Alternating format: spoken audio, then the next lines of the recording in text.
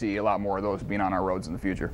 Lots of people would like an extra shovel like that. There you go. All right, thanks, Eric. So we sent our own 9 News Kevin Torres to climb the mountain and see what he could see.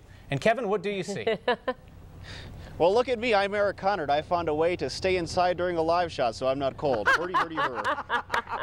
But You're smart. what do real reporters do? They come outside in the snow, Kim and Kyle. And right now it is actually snowing. We had to come down a little ways, but we're at that Morrison/Golden exit off of I-70. And as you can see, the snow is coming down. But further up the foothills, it is getting pretty bad up there, a little nasty. In fact, we ran into this really terrible accident that happened around 5 o'clock this evening. That entire stretch. Slower speeds are strongly advised along the I-70 corridor. It was quite a wild ride. For a man who is on his way to climb a mountain, It was like a roller coaster ride. Paul Frankenberger sure knows how to enjoy the rush of a dangerous drive. What happened here? Hit this, well, a slid, hit this, and then came across and then flipped. That's when it went up in the air. When the snow started to fall near Idaho Springs, the flakes floated to the road, melted, and created a slick situation. I gotta say, by looking at that, you're lucky that you didn't get hurt. I'm surprised you're walking around right now. I'm fine, totally fine. I mean, my seatbelt held.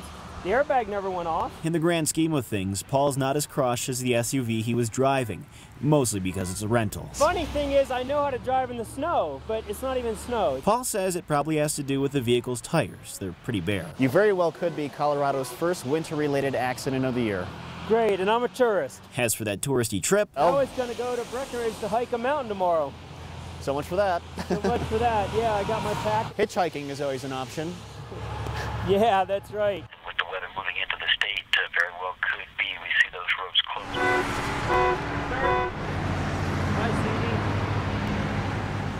That guy was actually a really good sport. You know, we ended up going up to Idaho Springs, which the weather started getting a little bit nasty this evening to go and edit that story. And the place that we were editing out of, the guy actually showed up there and he's like, hey, you know, I know that you guys are from Denver, so would you mind giving me a ride back? Unfortunately, we had to do these live shots tonight, so we weren't able to. But we want to show you a little bit of the snow that's building up here. This is on top of our live truck, and this is literally just from the, gosh, last, I'd say 20, 30 minutes that we've been out here.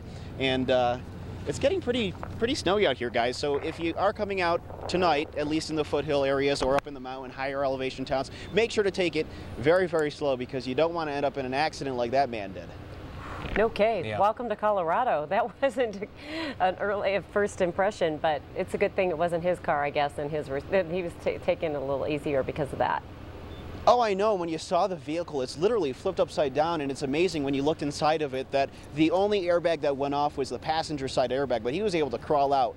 And actually, he ended up getting a ticket, he said, for that. He said the officer who was there said, you know, I understand that this is weather-related and all, but because you held up one lane, we have to give you a ticket for $170. So welcome to Colorado. Yeah.